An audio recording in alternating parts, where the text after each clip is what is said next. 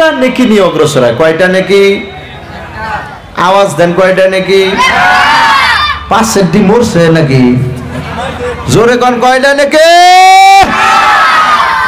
একটা নেকি নিয়ে যদি কোনো ব্যক্তি আল্লাহর দিকে অগ্রসর হয়, তার মানে যখন আপনারা বাড়ি থেকে আইছেন নিয়ত করেন নাই যে ধর্ম সবাই বসমো, তখনই আল্লাহ আপনাদের আমল নামে 10টা নেকি লিখছে। কোন সুবহানাল্লাহ। যখন রাস্তাতে আইছেন প্রত্যেক কদমে 10টা করে নেকি লেখা হয়েছে। কোন সুবহানাল্লাহ। আর যখন মাহফিলে বসছেন আগে এবং পিছনের যত সগীরা কবিরা গুনাহ আছে আল্লাহ মাফ করে দিয়েছে। কোন সুবহানাল্লাহ। বিশ্বাস হইতেছে? দলিল ছাড়া কমু না, কমু, সামনে দলিল আইতেছে। আল্লাহ তাবারক তাআলার হাবিব বললেন, মান জাআ বিল হাসানা, যারা একটা নেকি নিয়ে আল্লাহর দিকে অগ্রসর হয়, ফালাহু আসরু আমসালিহা ওয়া আযিদু, আল্লাহ পাক সাথে সাথে তার আমল নামায় 10টা নেকি নিয়ে হাজির হয়। কোন সুবহানাল্লাহ। আল্লাহ নিজে 10টা নেকি নিয়ে হাজির হয়ে যায়। ওয়া আযিদু ইসমে তাফজিলের সিগা, যারা আলিম তারা বুঝবে, যারা আলিম না তারা বুঝবো না। মানে ইচ্ছা করলে 10-এর থেকে বেশি, ওটার কোনো সীমার লাশ নাই। হাজারও হতে পারে, কোটিও হতে পারে। তাহলে কত ভালোবাসা আমাদেরকে আল্লাহ, ভালোবাসে কিনা? ভালোবাসে না নাই? মান জাআ বিল হাসানা ফালাহু আসরু আমসালিহা ওয়া আযীদু ওয়া মান জাআ বিস সাইয়্যা ফাজাযাউহু সাইয়্যাতুম বিমিসলিহা মাগফিরা আও উগফির ওয়া মান তাকাররাবা মিন্নি শিবরান তাকাররাবতু মিনহু দিরাজ। জোরে বলেন আল্লাহু আকবার। আর জোরে বলেন আল্লাহু আকবার। আল্লাহর হাবিব বললেন, এরে বিশ্বের মুসলমান, তোমরা যখন একটা নেকি নিয়ে আল্লাহর ঘরের দিকে যখন তোমরা একটা নেকি নিয়ে যখন অগ্রসর হও, আমার আপনার আল্লাহ রব্বুল আলামিন একটা নেকির বিনিময়ে 10টা নেকি ওই ব্যক্তির আমলনামায় লিখে দেয়। জোরে বলুন সুবহানাল্লাহ। শুধু তাই নয়, 10টা নেকি তো সীমাবদ্ধ। আল্লাহ বলেছেন, বান্দারে আমার নেকির কোনো সীমাবদ্ধ নাই। ওয়াজিদু, ইচ্ছা করলে 10টা কেন 10 লক্ষ নেকি আমার আপনার আল্লাহ রব্বুল আলামিন আপনার আমার সবার আমলনামায় লিখে দিয়েছেন। বলেন সুবহানাল্লাহ। নারে তাকবীর। ওয়া মান জাআ বিস সাইয়্যাত, যারা একটা গুনাহ নিয়ে আল্লাহর দিকে যারা অগ্রসর হয়, যে আল্লাহ নাকি 10টা নেকি নিয়ে হাজির হলে একটা নেকির বিনিময়ে 10টা নেকি যে আল্লাহ রব্বুল আলামিন লিখতে পারে, ওই মহান আল্লাহকে একটা গুনার বিনিময়ে 10টা গুনাহ লিখতে পারে কিনা? পারে না? নাই।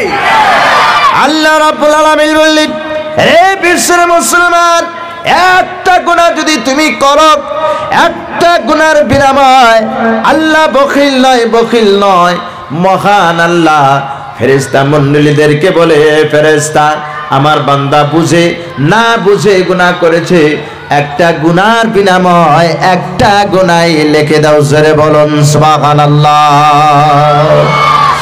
আও উগফির, আল্লাহ বললেন ইচ্ছা করলে আমি আল্লাহ মাফ করতে পারি। জোরে বলবেন না সুবহানাল্লাহ। বন্ধুরা আমার, আল্লাহর হাবিব বললেন, ওয়া মান তাকাররাবা মিন্নি শিবরান, এরে বিশ্বের মুসলমান, একটা বান্দা যদি আল্লাহর দিকে 1 বিঘি জমিনের সমতুল্য যদি অগ্রসর হতে পারে, আমার আপনার আল্লাহ রব্বুল আলামিন বললেন, তাকাররাবতু মিনহু যিরা, আমি বান্দার দিকে একটা সুতা বরাবর নিকটবর্তী হয়ে যায়। জোরে বলেন সুবহানাল্লাহ। বান্দা যদি আল্লাহর দিকে এক বিঘে জমিনের সমতুল্য যদি অগ্রসর হয়, আল্লাহ বান্দার এত নিকটবর্তী হয়ে যায়, বান্দা এবং আল্লাহর মাঝখানে একটা সুতা বরাবর ফাঁকা থাকে। কোন সুবহানাল্লাহ, আরো জোরে সুবহানাল্লাহ। বন্ধুরা আমার, আল্লাহর হাবিব বললেন, ওয়ামান লাকিনি বিকুরাবিল আরদি খাতিআ। এরে বিশ্বের মুসলমান, আল্লাহর হাবিব বললেন, বান্দারে তোমরা যদি আসমান জমিনের সমতুল্য গুনাহ নিয়ে যদি আল্লাহর দরবারে যদি হাজির হয়ে যাও, আমার আপনার আল্লাহ রাব্বুল আলামিন বলতেছেন, বান্দা যতই গুনাহ করুক না কেন, আমার রহমতের থেকে বান্দার গুনাহটা অনেক কম আছে। জোরে বলেন সুবহানাল্লাহ।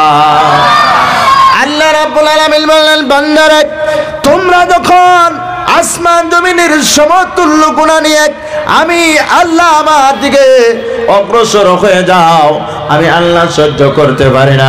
আল্লাহ বললেন, লা ইউশরিক বি শাইআ। একটা গুনাহ যদি বান্দা না করে, সেটা হলো শিরকি গুনাহ।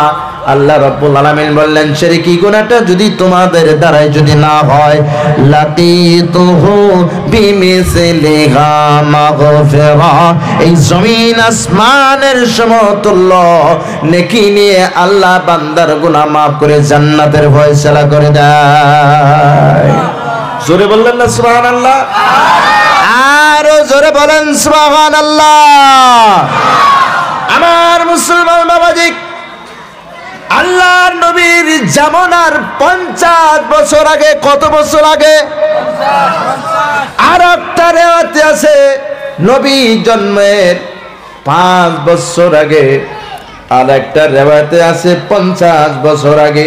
বন্ধুরা আমার, মক্কার জমিনের ভিতরে একটি বাচ্চা কাবাঘরকে মানুষ তাওয়াফ করে, নামাজ পড়ে, দান করে।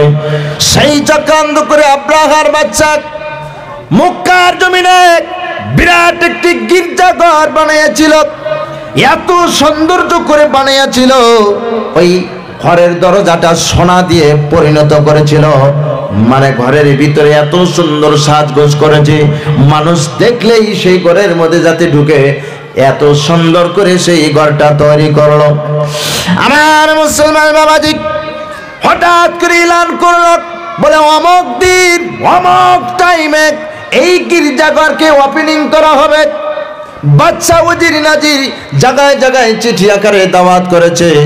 বনি কুরাইজার একটা লোক, উনি শুনতে পারলো যে অমুক দিন অমুক সময় বাদশার সেই গির্জাঘরকে ওপেনিং করব। বনি কুরাইজার লোক, উনি শোনার পরে গভীর রাত্রে সেই ঘরটি দেখার জন্য চলে গেল। যাওয়ার পরে রাত 12টা হয়েছে। ইতিমধ্যে সাথে সাথে যাওয়ার পরে ওনার পায়খানার ভাব হয়েছে। তো উনি মনে মনে ভাবতেছে, এত সুন্দর করে ঘর বানাইছে, বাচ্চা তো ওপেনিং করব, তাহলে আমার এই পায়খানার দ্বারাই প্রথম ওপেনিংটা আমি করে যাই। ঘরের ভিতরে ঢুইকা এক কোনায় পায়খানা করে সারা ঘর সহকারে নেটাইয়া একবারে খিস করে ফেলাইছে। বাচ্চা সকালবেলা উজির নাজিরকে নিয়ে যখন ঘরের পাশে যায়, যাওয়ার পরে দেখে খালি আলবদরের সামনে সেন আসে। বলে এই কাম কেরা করলো? এটা তো বলে কাবাঘরের লোক ছাড়া এই কাম কেউ করে নাই। ওর সন্দেহ লাগলো, এটা তো কাবাঘরের লোক ছাড়া কেউ করে নাই। সন্দেহ লাগার পর কাবাঘরকে ভাঙার হুকুম অর্ডার করলো। বড় বড় হাতিওয়ালাদেরকে দাওয়াত করলো। বড় বড় হাতিওয়ালা যারা আছে এদেরকে দাওয়াত করলো যে অমুক দিন সময় নিয়ে কাবাঘরকে ভাঙচুর করে খানচুর করে দিলে আমার এই গির্জাঘর ঠিক থাকবো। মানে এইটা মাসারা করলো। বন্ধুরা আমার, এই মাসারার মাধ্যমে কাবাঘরের দায়িত্ব ছিল আবু তালিব, আব্দুল মুতাল্লিব। বন্ধুরা আমার, উনি এত বড় দায়িত্ব ছিল। এইবার আল্লাহর কাছে বলতেছে, আল্লাহ রে, তোমার ঘরের হিফাজত তুমি যদি করো, বিশ্বের কোন শক্তি তোমার ঘরের কোনো ক্ষতি করতে পারবে? জোরে বলেন। কাবাঘরের তালা ধরে বলতেছে, আল্লাহ, এই যে তোমার ঘরের তালা লাগানো, এই তালাটা ধরে তোমার কসম খায় বলছি, তুমি যদি ইচ্ছা করো এই কাবাঘরের একটা বল্টু পর্যন্ত একটা পাথরের কোনা কেউ খসাইতে পারবে? বন্ধুরা আমার, এই মাসরা যখন উনি দিল, ওনার 100 উট ছিল, আব্রাহার বাচ্চা সমস্ত উটগুলো চিনে নিয়ে যায়। আমার মুসলমান বাবাজি, আব্রাহার বাচ্চার একজন উজিরের সাথে, আব্দুল মুত্তালিবের সাথে অনেক একটি খাতির ছিল। এইবার বলতেছে, এ বিশ্বের মুসলমান শোনো শোনো শোনো। উনি বলতেছে, ভাইজান আমি তো কাবাঘরকে ভাঙার জন্য আমি নিষিদ্ধ করিনি, আমি কিছুই বলি নাই, তাহলে আমার উটগুলো কেন চিনে নেওয়া হলো? দয়া করে আপনি বলে আমার উটগুলো খালাস করে দেওয়ার চেষ্টা করেন। আমার মুসলমান বাবাজি, উনার উটগুলো খালাস করে দেওয়া হলো।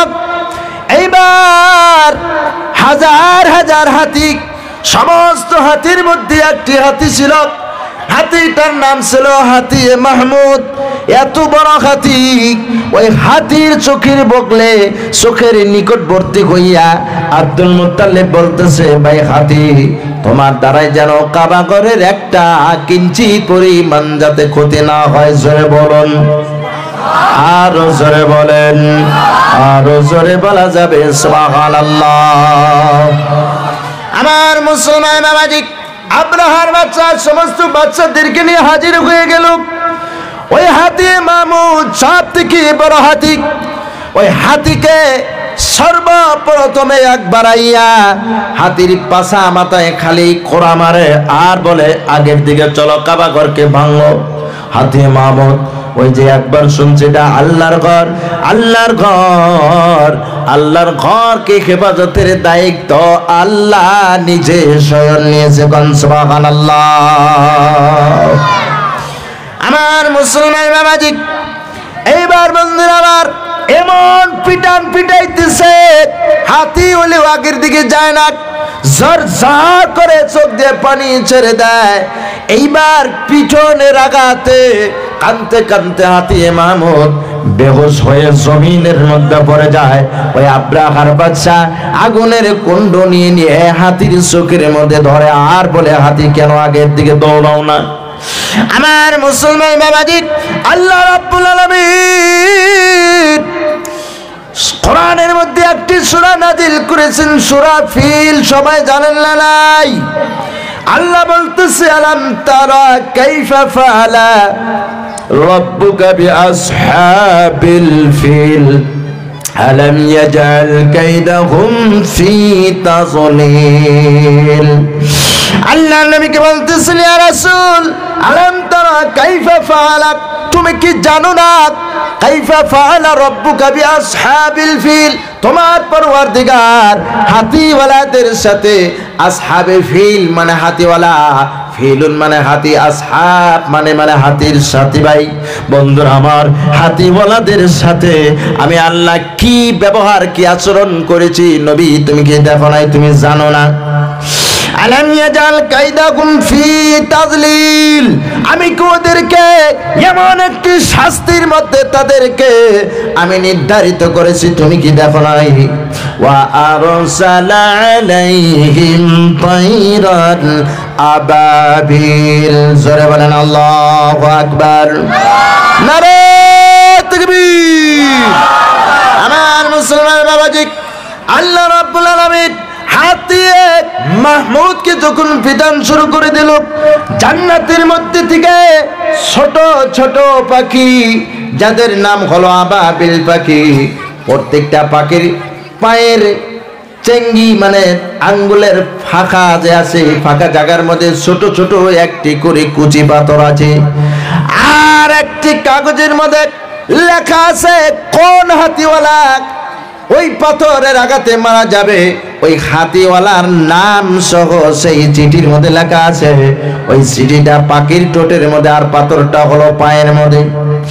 আমার মুসলমান বাবাজি, এইবার যখন বেশি নির্যাতন শুরু হয়ে গেল, ওয়ারসালা আলাইহিম, আল্লাহ রাব্বুল আলামিন প্রেরণ করে দিলেন ওদের উপরে তাইরাল আবাবিল, আবাবিল পাখিকে যখন ওদের দিকে যাওয়ার জন্য যখন হুকুম করলো, মৌমাছির মতন বিন বিন বিন বিন বিন বিন করে যখন ছুটে দৌড়াইলো, হাতিওয়ালারা তারা দেখতে পারতেছে ছোট ছোট বল্লার মতন মৌমাছির মতন দেখতে ছোট ছোট দেখা যায়, একদিকে থেকে মানে বিশাল আকারে তারা শব্দ আওয়াজ দিয়ে তারা উড়ে তাদের দিকে আসা শুরু করে দিল। আমার মুসলমান বাবাজি, আল্লাহর হুকুম, একটি করে পাথর ওই হাতিওয়ালাদের উপরে ছেড়ে দেওয়া হয়। মাথার মস্তক থেকে পায়ের নিচ পর্যন্ত গলে ছাতু ছাতু হইয়া জমিনের সাথে হাতি সহ আল্লাহ মিশাইয়া দেয়। জোরে কন্যা সুবহানাল্লাহ। আমার মুসলমান বাবাজি, এর নাম হলো আল্লাহ, যিনি নাকি কুচি পাথরের দ্বারায় বিশাল আকারের হাতিওয়ালাদেরকে জমিনের সাথে মিশাইয়া দিয়েছেন। শুধু মিশাইয়া দেয় নাই, ফাজালাহুম কাসফিন মাকুল, এই খেরের ভুসির মতন ভুসা ভুসা বানিয়ে দিয়েছিল। কোন সুবহানাল্লাহ, নারে তাকবীর। আমার মুসলমান বাবাজি, সেই কাবাগার, সেই কাবাগরের শাখা কাবাগার যখন আল্লাহ তৈরি করে, জিব্রাইল আমিনকে বলে, জিব্রাইল এই জায়গার ভিতরে বিশাল একটি মসজিদ হবে, যে মসজিদটার কানেকশন শুধু জমিনের মধ্যে নয়, জমিন থেকে আরশ মাওলা আমি আল্লাহ আমি পর্যন্ত এটার কানেকশন থাকবে। জোরবান সুবহানাল্লাহ। বন্ধুরা আমার, আমেরিকার একজন মহিলা বৈজ্ঞানিক আসমানে প্লেনের দ্বারায় ভ্রমণ করতেছে। সুবে সাদেকের একটু পরে এত সুন্দর আজানের আওয়াজ আসে। বৈজ্ঞানিক মানুষ তারা রিসার্চ করতেছে, রিসার্চ করতে করতে কাবাগর থেকে ডাইরেক্ট সুরুং আল্লাহর আরশের দিকে উঠে গিয়েছেন। আমার মুসলমান বাবাজি, উনি লক্ষ্য করে দেখে আওয়াজটা সেই সিঁড়ির থেকে আসতেছে। আস্তে আস্তে আস্তে আস্তে আস্তে আস্তে কাবাগরের নিকটবর্তী হয়ে গেল। উনি ভালো করে লক্ষ্য করে দেখতেছি, সেম টু সেম কাবাগরের আজানটা আল্লাহর আরশের দিকে উঠেছে। জোরে কোন সুবহানাল্লাহ, আর জোরে সুবহানাল্লাহ, নারে তাকবীর।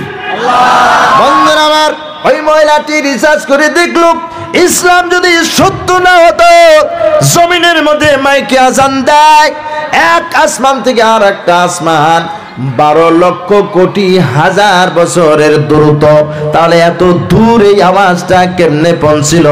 এটা নিশ্চয় আল্লাহর, এর মধ্যে ক্ষমতা আছে। আল্লাহর শক্তি কুদরতি ছাড়া এই ক্ষমতা পৃথিবীর কারো নাই। জোরে বলেন সুবহানাল্লাহ। ওই মহিলাটি মুসলমান হয়ে যায়, পুরা গ্রামের মানুষকে তুশকিল করে অধিকাংশ মেয়েদের ছেলেদেরকে মুসলমান বানায়া দেয়। বন্ধুরা আমার, আমি যখন জালালিয়া মাদ্রাসার মধ্যে যখন লেখাপড়া করি, 2008 সালের কথা, মসজিদে বাবরি মসজিদের প্রথম গম্বুজের মধ্যে বোম দেনেওয়ালা, তার নাম হলো বীরবল। উনি এত বড় একটা আলিম, এত লম্বা লম্বা দাড়ি। উনি জালালিয়া মাদ্রাসার মধ্যে 1 ঘন্টা লেকচার করেছে। উনি বলেছে, ওনার মুখের কথা আমি বলতেছি বাজার। উনি বলল, যখন আমি যেই দিন গম্বুজের মধ্যে যখন আমি বোম ফিটিং করলাম, বোমটা বাস্ত করার পর আমার এত বড় একটি ক্ষতি হলো, আমার বাড়ির সমস্ত লোক মরা ধরল। কারো ঠ্যাং ভেঙে যায়, কেউ ল্যাংড়া হয়, কেউ কানা হয়। এইভাবে ক্ষতি শুরু হয়ে গেল। বীরবল তখন বুঝতে পারলো, এটা তো আল্লাহর ঘর, এটাই ঘরের মধ্যে আমার কোনো শক্তি চলবে না, শক্তি কাটবে না। বীরবল মুসলমান হয়ে যায়। ওনার দেখা দেখি অনেক মানুষ মুসলমান হয়েছে। জোরে বলেন সুবহানাল্লাহ। আমার মুসলমান বাবাজি, আল্লাহ রাব্বুল আলামিন এই বিশাল দুনিয়ার ভিতরে কিছু সংখ্যক প্রমাণিত বস্তু আল্লাহ রেখেছেন। সেটা হলো, 1 নম্বরে হলো আল্লাহর মসজিদ ঘর, 2 নম্বরে হলো নবীজির মেহমানখানা মাদ্রাসা। জোরে কোন সুবহানাল্লাহ। 3 নম্বরে আল্লাহর কোরআন। এর বিশ্বের মুসলমান, যদি কোনো মুসলমান কোরআন থেকে যদি অবহেলা করে, মসজিদকে যদি অবহেলা করে, মাদ্রাসাকে যদি অবহেলা করে, আল্লাহ নবী বলেছে বিনা দলিলে সেই ব্যক্তি কাফেরের মধ্যে পড়ে যাবে। একবার আওয়াজটা জোরে জোরে বলুন না, নাউজুবিল্লাহ। আমার মুসলমান বাবাজি, আল্লাহ রাব্বুল আলামিন জিবরাইল আমিনকে যখন অর্ডার করলেন, মসজিদ কাবাগার যখন তৈরি শুরু হয়ে গেল, বন্ধুরা আমার, কাবাগার পুরা পুরি বানানোর পর কিছু একটা মশলা যখন নাকি বেঁচে গেল, এই মশলাটা জিবরাইল আমিন আল্লাহকে বলতেছে, আল্লাহ এই মশলাটা এখন কি করা যায়? আল্লাহ বললেন, জিবরাইল এই মশলাটাকে উপরে নিয়ে ছিটকায়া দাও। কিবা করে বিশাল একটি তুফানের মতন একটি বাতাস হাওয়া আসলো।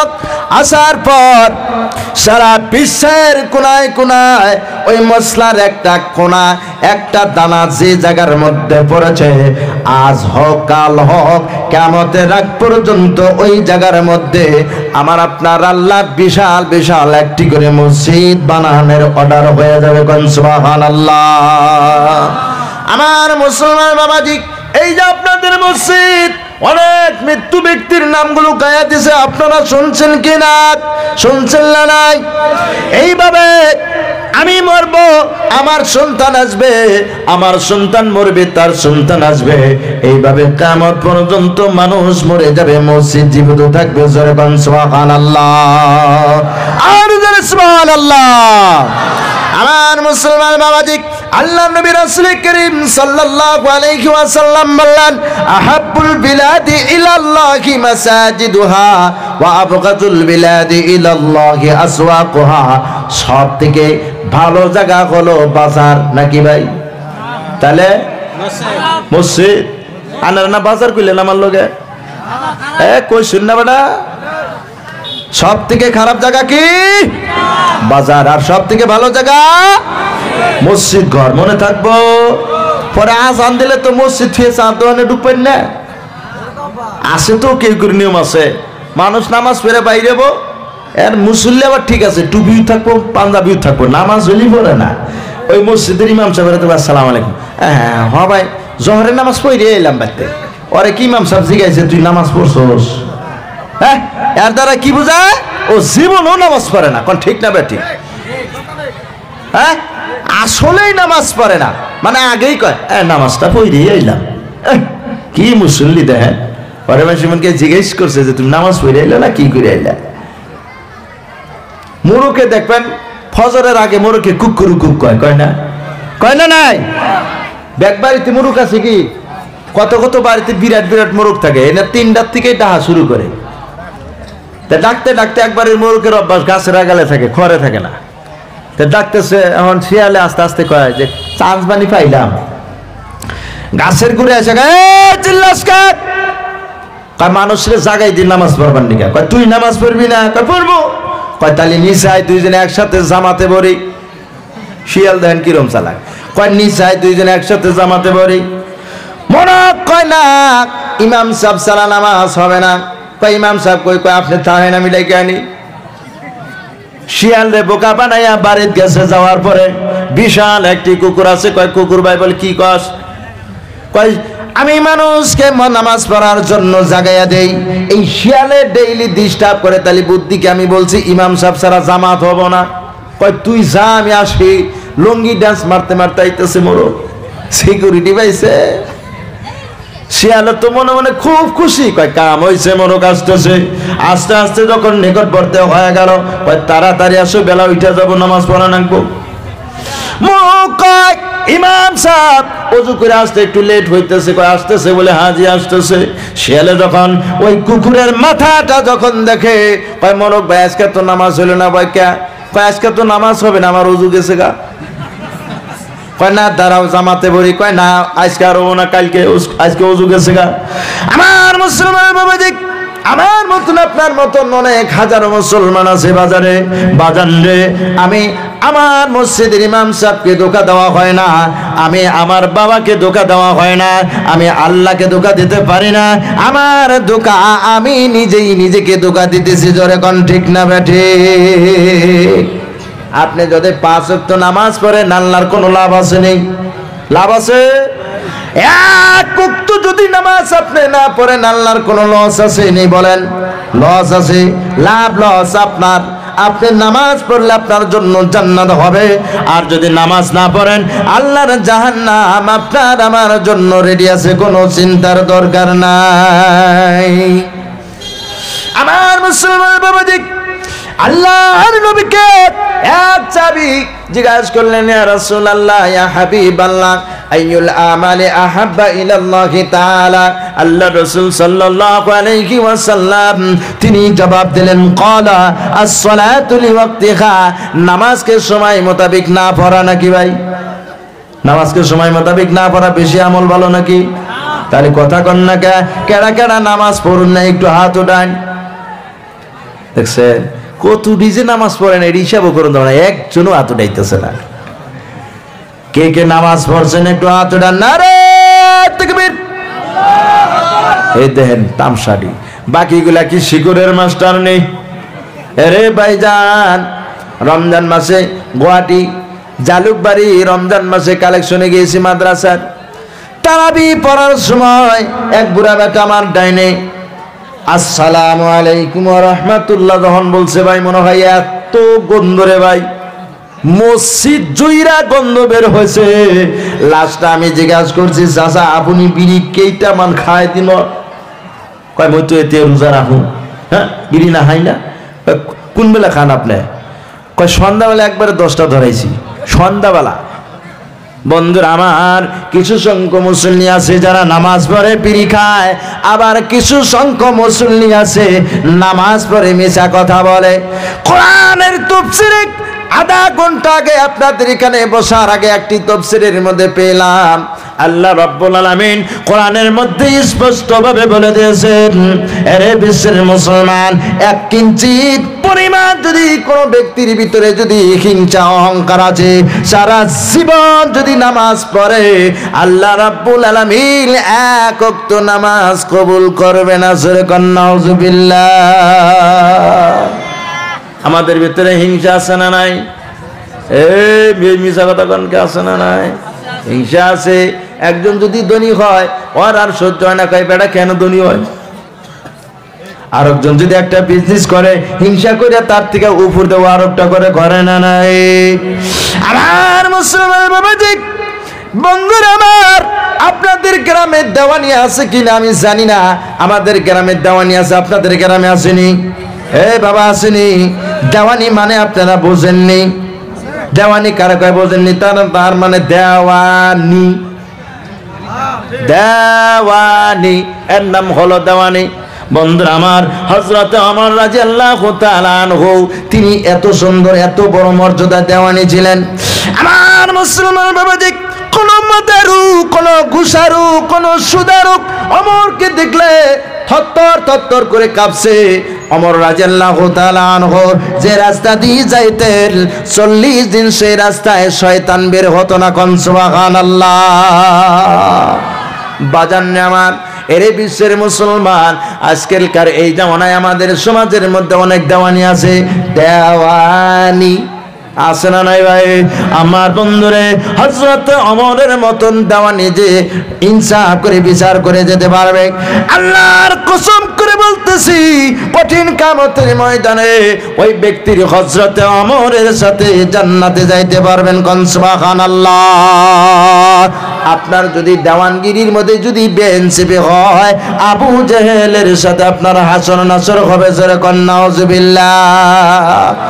আমার মুসলমান বাবাজি, একজন মদারু লোক ডেইলি মদ খায়, সকাল বিকাল দুপুর 3 টাইম মদ খায়। হযরত ওমর রাদিয়াল্লাহু তাআলা আনহু রাস্তায় দাঁড়িয়ে রয়েছেন। উনি মদ খায় আর এক বোতল মদ ব্যাগের মধ্যে নিয়ে রাস্তা দিয়ে টুং টুং করে হাঁটে যায়। হযরত ওমরকে যখন দেখছেন মনে মনে ভাবতেছে যে ওমর এত শক্তিমান, 22 কিলো খানা এক ওয়াক্ত তিনি খাইতো। 22 কিলো খানা কয় কিলো ভাই? 22 কিলো খানা যদি এক ওয়াক্ত খাই দিলে মানুষটা কিরকম ছিল, কত বড় পলোয়ান ছিল। ওই মদারু বলতেছে, এইবার যদি ওমর ভাই, যদি ওমর যদি জানে আমার ব্যাগের মধ্যে মদের বোতল আছে, একটা বাড়ি তলোয়ার মারবি, দ্বিতীয়বার আর প্রয়োজন হবে না। আল্লাহর কাছে বলতেছে, আল্লাহ আজকে যদি ওমরের হাত থেকে যদি আমাকে যদি বাঁচাইতে পারো, রাব্বানা আমিন, আজ থেকে জীবনে আর মদ খাবো না। আমার আপনার আল্লাহ ওনার জুলুমে পড়ে তওবা করেছিল, আল্লাহ রাব্বুল আলামিন ওই মদারু ব্যক্তির তওবা কবুল করে নাই। কোন সুবহানাল্লাহ। হযরত ওমর ডাক দেয়, হে বেটা এদিকে আয়। ওর তো ডরে কামারা, একবারে ডরে থরথর করে কাইমা কাঁপতে কাঁপতে লুঙ্গির মধ্যে পেশাব করে দিছে। ওমর কয় কিচ্ছু বলবো নাই, আয় রে আয়। যখন ওমরের নিকটে চলে আসছে, ওমর কয় তোর ব্যাগের মধ্যে কি? একবারে জাগাত হাত দিছে। ও তো মনে মনে ভাবতেছে মদের বোতল আমি নগদ নিয়ে আসলাম। আল্লাহর কাছে বলতেছে, আল্লাহ এখন আমি কি জবাব দিব, কি জবাব দিব? তোমার কাছে তওবা করেছি, আর জীবনে আমি মদ খাবো না। বাবার নাম ঠেলাজি, বলেন ঠিক না বেঠিক? এইবার হযরত ওমর যখন এই কথা বলছে, ব্যাগটা আগের দিকে নিয়ে বলল, ভাই আমার এই ব্যাগের মধ্যে তো দুধের বোতল আছে, আর কিছুই নাই। কয় দেখি আমি একটু দয়া করে দেখি, আমাকে দেখা। সত্যি সত্যি ব্যাগটা যখন ঘুষাইয়া যখন দেখে বোতলের মধ্যে আমার আপনার আল্লাহ মদটাকে সরাইয়া দিয়া দুধের মধ্যে পরিণত করে দিয়েছে। কোন সুবহানাল্লাহ, নারে তাকবীর। বন্ধুরা আমার, এই জায়গার ভিতরে অনেক ভাই জানাছি আমরা, যারা নামাজ পড়ি না, যারা গুনাহ করতে করতে হাকার সেকার হয়েছি, বাজান রে, আল্লাহ তাবারক তাআলার কাছে যদি সত্য তওবা যদি করতে পারেন, আশা করা যায় আজকে থেকে আল্লাহ জীবনের গুনাহ খাতা মাফ করে দেবে। কোন সুবহানাল্লাহ। সেই গুনাহ মাফের মাহফিলে আমরা বসছি কিনা? এই ভাই গুনাহ মাফের মাহফিলে বসছি কিনা? তওবার মাহফিলে বসছি কিনা? আমার মুসলমান বাবাজি, যারা আল্লাহকে চেনে তাদেরকে আল্লাহ চেনে। বন্ধুরা আমার, আল্লাহর নবী রাসূল করিম সাল্লাল্লাহু আলাইহি ওয়াসাল্লাম মক্কা থেকে মদিনার দিকে রওনা করেছেন। হঠাৎ করে রাস্তার মাঝখানে আল্লাহর নবীর উটের নাম ছিল কাসওয়া, রাস্তার মাঝখানে দাঁড়িয়ে গেল। উট আর আগের দিকে যায় না, এদিকেও যায় না, ওদিকেও যায় না। মুসলমান বাবাজি, আল্লাহর নবী সেখানে তাবু টানিয়ে রাতটা কাটাইলেন। ফজরের নামাজ পড়ে এলান করে দিল, বলে আমি যে জায়গার ভিতরে আছি এই জায়গাটা কার, একটু দয়া করে আমি মুখটা দেখতে চাই। আমার মুসলমান বাবাজি, সমস্ত সাহাবীরা, সমস্ত লোকেরা আল্লাহর নবীর ডাক শুনে দৌড়ে চলে আসলেন। আসার পরে নবীজি বলতেছেন, রে ভাই জানেরা, আমি যে জায়গার ভিতরে আমার উটটা দাঁড়িয়েছিল এখানে নামাজ পড়লাম, এই জায়গাটা কার, এই লোকটির নাম কি আমি একটু চিনতে চাই। বন্ধুরা আমার, ছোট ছোট দুইটি বাচ্চা, ছোট ছোট দুইটি বাচ্চা, মানে বুঝমান হয় নাই বা আবার হয়েছে এইরকম বয়স হবে, 7 থেকে 8 বছর বয়স হবে। ওই দুইটি বাচ্চা বলতেছে, হুজুর এই মাটিটা তো আমাদের দুই ভাই, আমাদের দুইজনের। বলে তোমার মা বাবা আছে? বলে না। আল্লাহর নবী জোর জোর করে চোখ দিয়ে পানি ছেড়ে দেয় আর বলে, আয় রে বাবা। ওই তিনদেরকে বুকের দিকে জড়াইয়া ইতিমের মাথার উপরে হাত রেখে বলতেছে, ইতিম বাইরে এই মাটিটা আমি নবী আমার হাওলা করে দাও। তোমার মা বাবা আজকে মৃত্যু বরণ করেছে, দুনিয়ায় নাই। আমি এমন একটা জিনিস এখানে তৈরি করে দিব, তোমার মা বাবার জন্য কিয়ামত পর্যন্ত তোমার মা কবরে শুয়া থাইকা নেকি পাইতেই থাকবে। কোন সুবহানাল্লাহ। আমার মুসলমান বাবাজি, ওই ছোট বাচ্চা দুটো নবীকে বললেন, ইয়া রাসূলুল্লাহ, ইয়া হাবিবাল্লাহ, আপনি দিনের নবী, মায়ার নবী, সারা বিশ্বের নবী। বলে বিশ্বের নবী? জঙ্গলের হরিণ আপনাকে চিনে। বলে মখলুকাত 18,000 মখলুকাতের নবী, সমস্ত মখলুকাত আপনাকে চিনে, আমি আপনার খাওলা করে দিলাম। কোন সুবহানাল্লাহ। আমার মুসলমান বাবাজি, আল্লাহর নবী যখন ওই মাটিটা নবীর হাওলা করে দিল, আল্লাহর নবী সেই জায়গার ভিতরে এমন একটি মসজিদ স্টার্ট করেন না, আরম্ভ করে দিলেন। নিজে হাতে মিস্ত্রি হইয়া আল্লাহর নবী মসজিদটা বানান শুরু করে দিলেন। যে মসজিদটা 125 ফুট লম্বা, 100 ফুট চৌড়া। যারা হজে গিয়েছিলেন তারা নিশ্চয় দেখেছেন। কোন সুবহানাল্লাহ। সেই মসজিদটার নাম হলো মসজিদে নববী। সুবহানাল্লাহ বললেন না? বন্ধুরা আমার, আল্লাহ নবী সাহিল আর সোহেলকে বলল, বাবা সাহিল, মনে রাখো, মনে রাখো, আমি নবী চলে যাব, তুমি সাহিল পৃথিবী পৃথিবীর ভিতরে তুমিও থাকবে না, এইভাবে সারা পৃথিবীর মানুষ একের পর এক যেতে থাকবে। সাইল শোনো শোনো শোনো, কঠিন কিয়ামত পর্যন্ত সারা বিশ্বের মানুষ হজ করতে সেই মসজিদে এক রাকাত এক ওয়াক্ত করে নামাজ পড়বে। 2 রাকাত নামাজ, 2 রাকাত নামাজের বিনিময়ে 1000 নামাজের সওয়াব পাওয়া যাবে। তার অর্ধেক সওয়াবটা তোমার বাবা মার কবরের মধ্যে একটা করে হাজি নামাজ পড়বে। 500 রাকাত নামাজের সওয়াব তোমার মা বাবার কবরের মধ্যে কিয়ামত পর্যন্ত এইভাবে পৌঁছতে থাকবে। জোরে কন্না সুবহানাল্লাহ, নারে তাকবীর।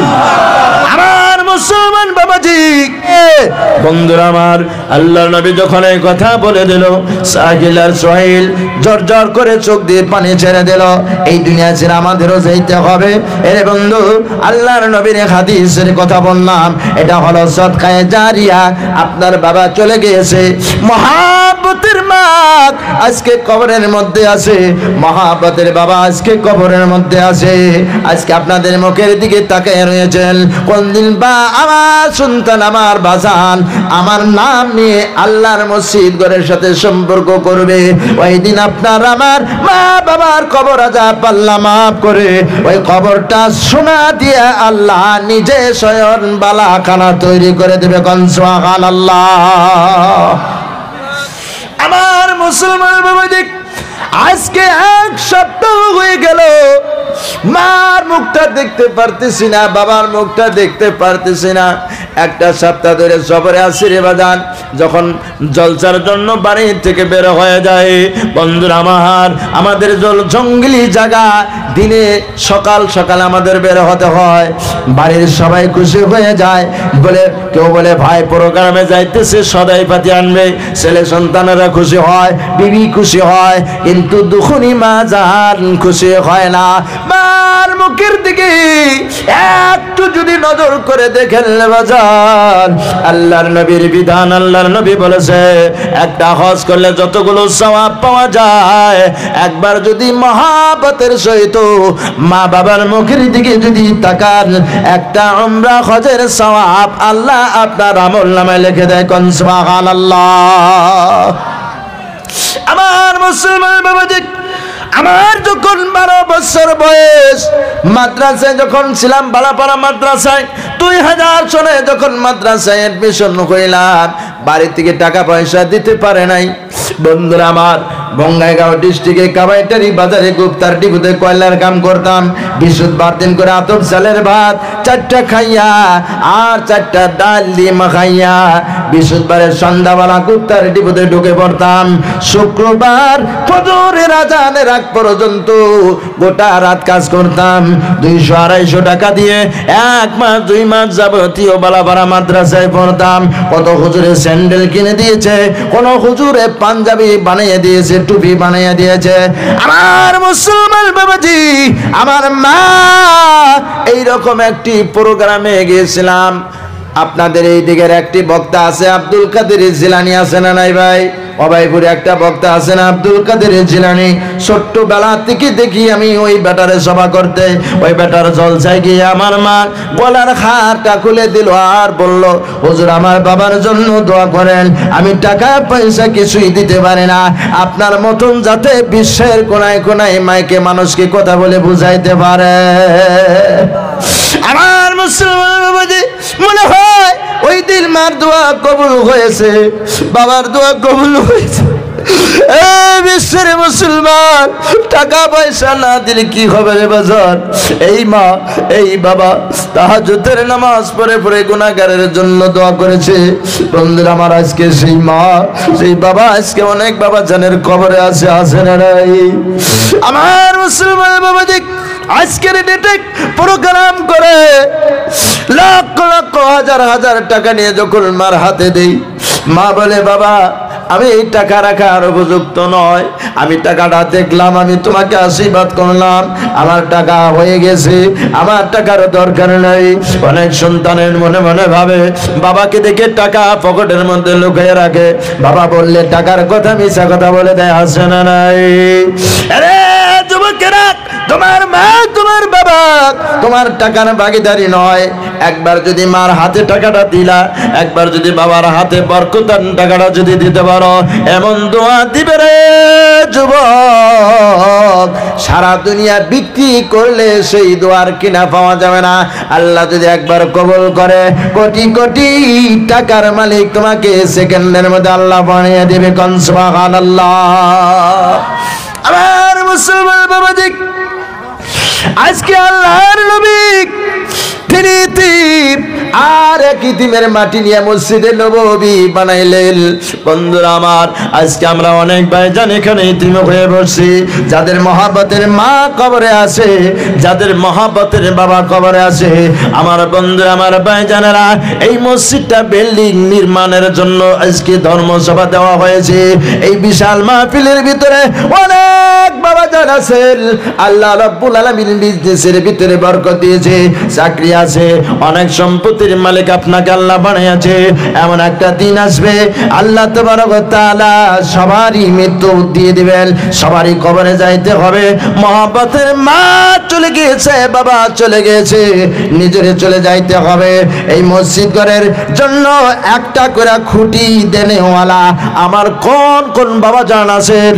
আল্লাহর ওয়াস্তে মাহফিল থেকে প্রথম নাম্বারে কাকে আল্লাহ পছন্দ করেছেন? প্রথম নাম্বারে এই মুসাফিরের হাতের মধ্যে হাতটা মিলানোর জন্য, এই মসজিদ ঘরের জন্য একটা খুঁটি দেনেওয়ালা কোন বাবা জান আছেন? আল্লাহর ওয়াস্তে অন্তর খুলে এই নগণ্য গুনাহগার মুসাফির আপনার জন্য দোয়া করে।